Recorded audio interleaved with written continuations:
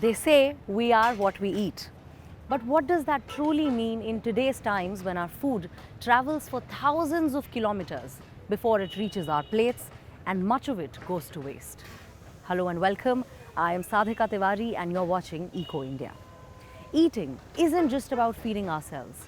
It's one of the most powerful ways in which we shape our planet. From how we grow our food to how it's shared, every choice shapes the planet's future. So in today's episode, let's take a look at what does it truly mean to eat sustainably. Let's start with something I personally really enjoy. Mushrooms. These aren't just another ingredient on your plate. These quiet life forms do a lot more beneath the surface than we realize. They connect, grow, and heal. They create wide underground networks that help forests thrive and turn waste into new life. Can this same intelligence be used in how we consume and produce our food? Let's find out. Being close to the forest and the life within it is best done barefoot. We're at a workshop run by the Ecology Action Lab near Villupuram in Tamil Nadu. Everyone here is fascinated by mushrooms and eager to learn more, like 42-year-old Banu. In my grandmother's village, they had this tradition. Whenever she went to the fields, she would pick mushrooms, wash them, and cook them with spices, along with whatever curry we were making that day. Now I've taught my children that drinking mushroom tea is good for you. Mushrooms are one of nature's wonders. They're neither plant nor animal, yet they are living beings. They've existed on our planet for over 1 billion years. There are thought to be several million species. Poisonous ones, beautiful ones, tasty ones, and very tiny ones. Yet few people know the difference between fungi and mushrooms. Fungi is the full system. So you can think of an apple tree, for example, right? Fungi would be the full apple tree, and the apple is the mushroom, right? And the spores and the seeds. Here in the theory part of the workshop, Mila den Hollander also shares her research. She's been studying mushrooms in India for several years. So far, around 14,400 fungus species have been documented in India. What fascinates the ecologist most is how mushrooms interact with the entire ecosystem. They can form these mycorrhizal relationships with trees, so they're mutually benefiting each other.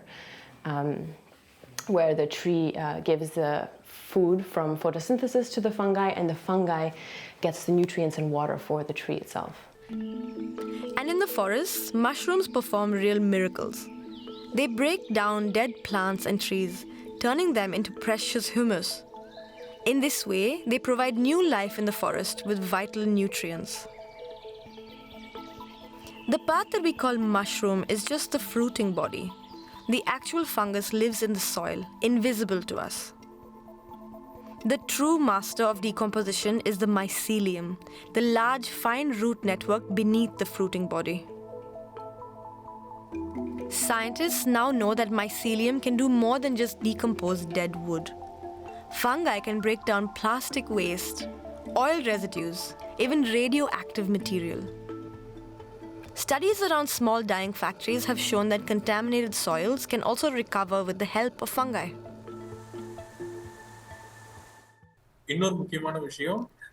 Another interesting thing is that dyes from dyeing factories contain very strong chemicals, like phenols. These are difficult to break down. But fungi, like Aspergillus niger, can break these compounds down and turn them into harmless substances, according to our research.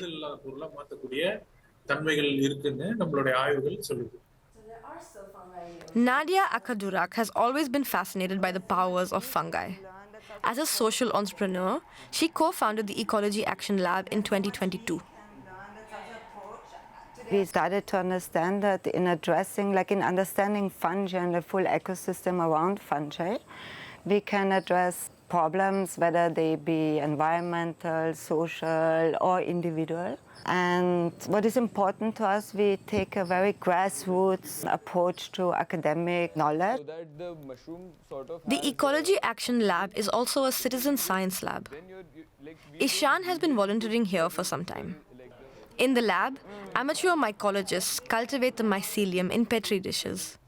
Then it's transferred to straw bales, where it can continue to grow. The straw comes from harvest left over from local farmers. we add the already colonized mycelium into this sort of jute bags, and we take it to the forest for the process of which is called myco-remediation, where we are introducing more mycelium in a certain ecosystem for basically helping the ecosystem to thrive more, and also for the mycelium to grow in the same process. It's a thing which is used widely for bringing back ecosystems which are sort of deteriorating and giving a catalyst to the already existing beings in that ecosystem to have some more opportunity to grow faster.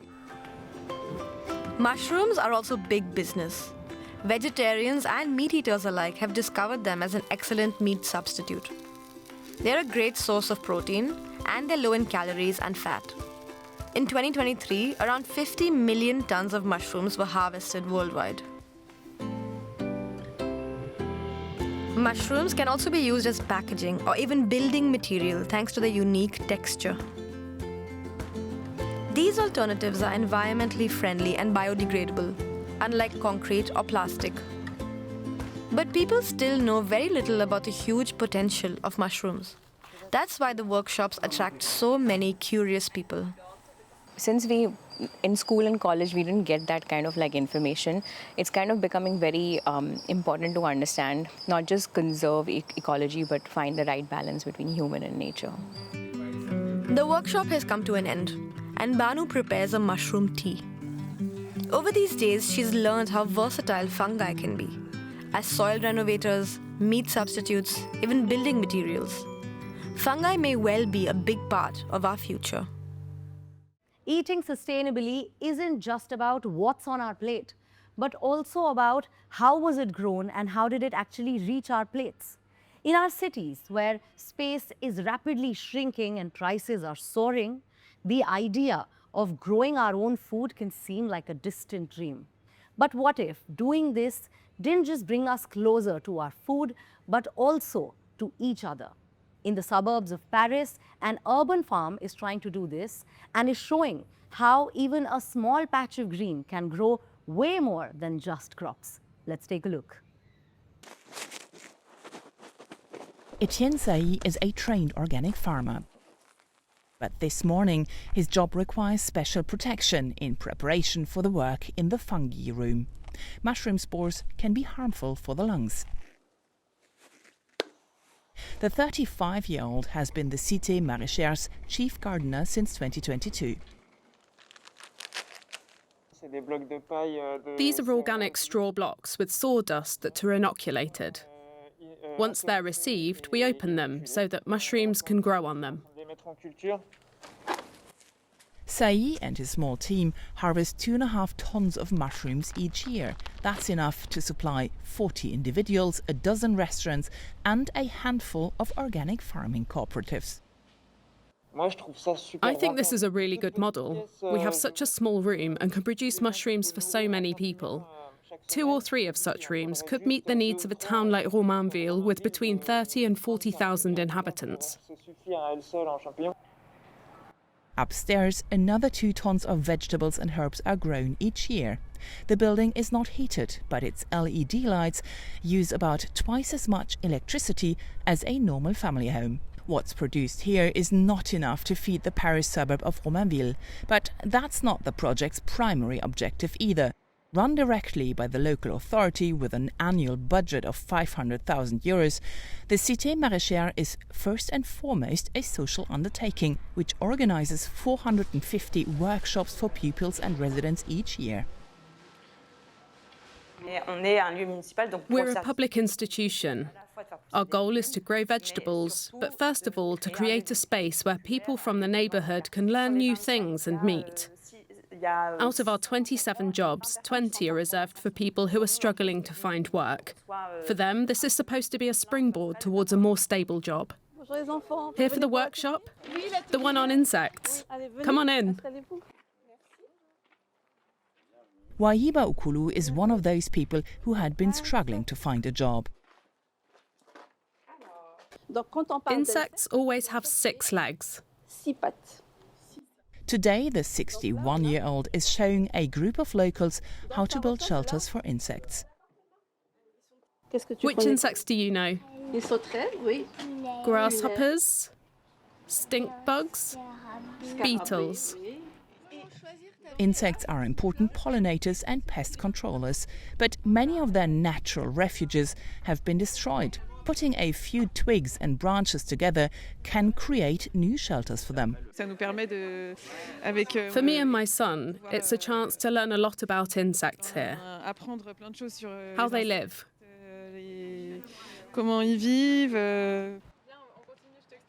Emeline Brejean is also renting one of 35 small patches of land at this 1.7 hectare site run by the Cité Maraîchère. For about €20 a year, she can grow her own produce on a small vegetable patch. Its educational and social activities make the Cité Maraîchère indeed stand out from other urban farms, says this expert. That said, the project isn't perfect. The building shouldn't be reproduced as is elsewhere. It cost €9 million to construct. That's very expensive.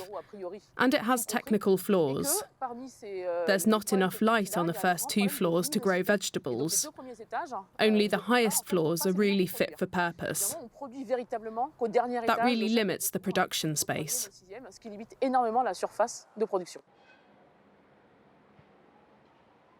The harvest does provide some vegetables for the restaurant on the Cité Maraîchère's ground floor. Its owners say it's part of their philosophy to buy locally. We want to show that it's possible to cook with local and seasonal products. When you rely on a local food network, you cause less pollution. We're trying to do our part, just like a hummingbird does.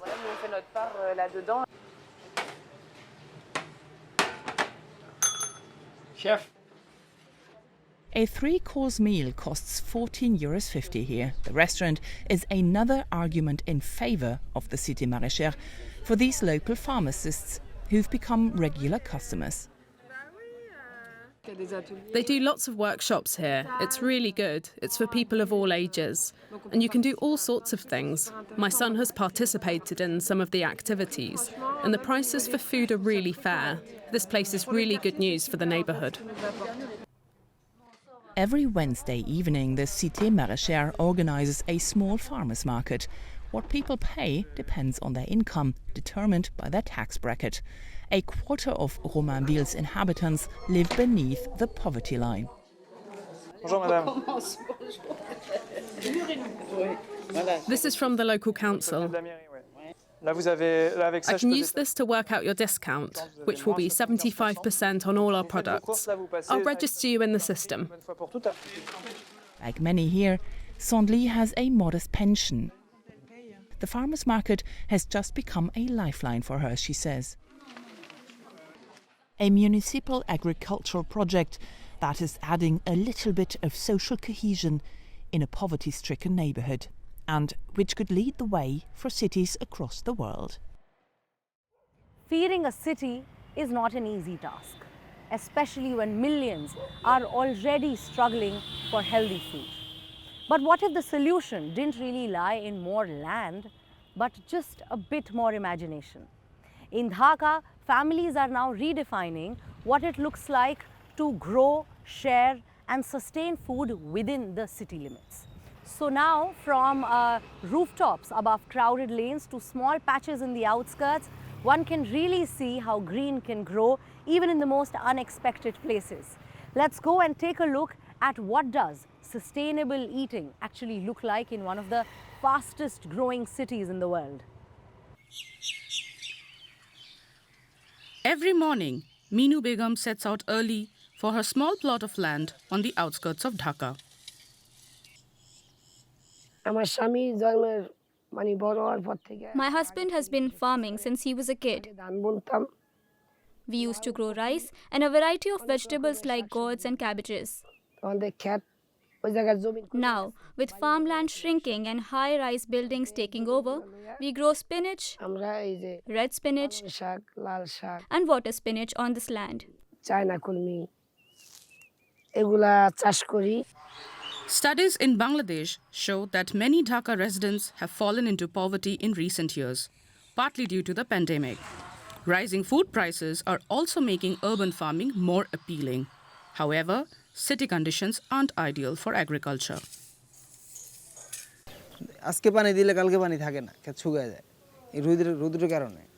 If I water the crops, the soil dries out the very next day because of the extreme heat, which lowers the yield.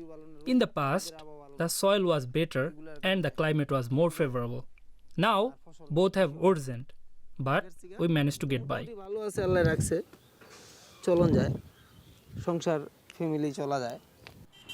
But how many people can a city feed? The United Nations estimates that by 2050, about 70% of the world's population will live in cities. The Proshika Human Development Center is preparing people for this future by offering urban farming training. Meeting the food needs of 70% of the population compared to just 30% in rural areas is a huge challenge. That's why it's crucial to involve this 70% in agriculture. Some urban areas already combine city and rural elements, offering a unique opportunity that we must utilize. Our urban agriculture programs are designed to tackle food security and meet the nutritional needs of the poor.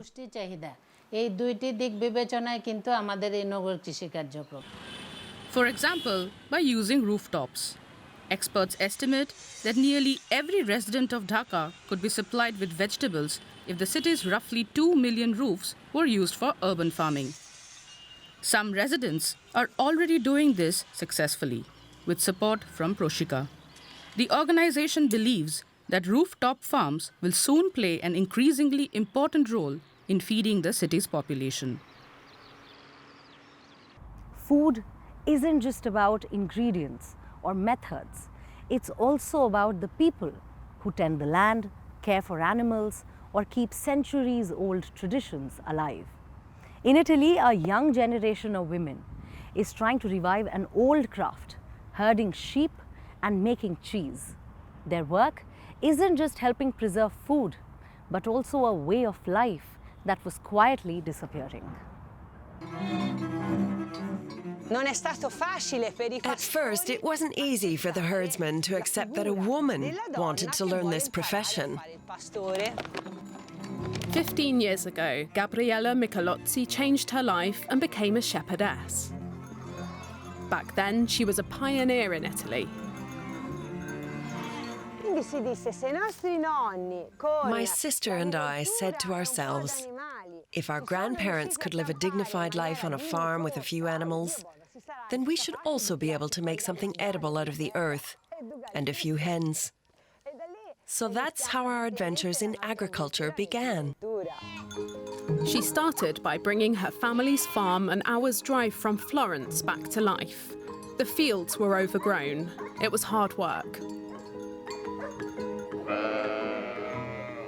And to make matters more challenging, her male colleagues made the start even harder for her.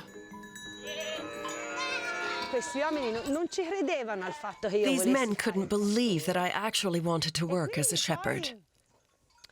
I asked them if there was anyone who could teach me this profession or could help me. But no one wanted to. Only after a few years did that change. Today, I'm known all over as Gabriella, the shepherdess. Meanwhile, more and more Italian women want to follow in her footsteps. To make it easier for the next generation, a shepherd school opened 3 years ago in Tuscany. Caterina Blasi has just enrolled here. It was founded by the Foresti Casentinesi National Park. What I like about this work is that I can live far removed from civilization, which is growing ever more hectic. I can just sit under a tree and watch the sheep or dogs and really get back to nature. I've always believed that you need to do what you love without fear of being judged by others.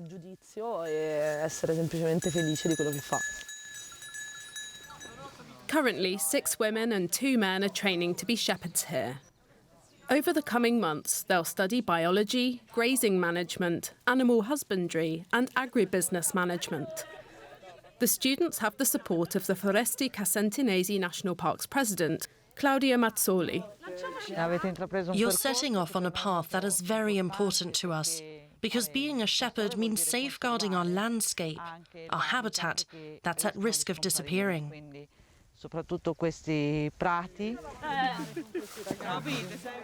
Cheese making is also part of the curriculum for aspiring shepherds. For all of them, the training is a chance to one day live and work in the region.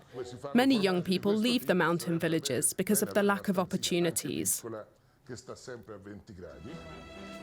Experienced shepherdess Gabriella also has some good advice for the new recruits. If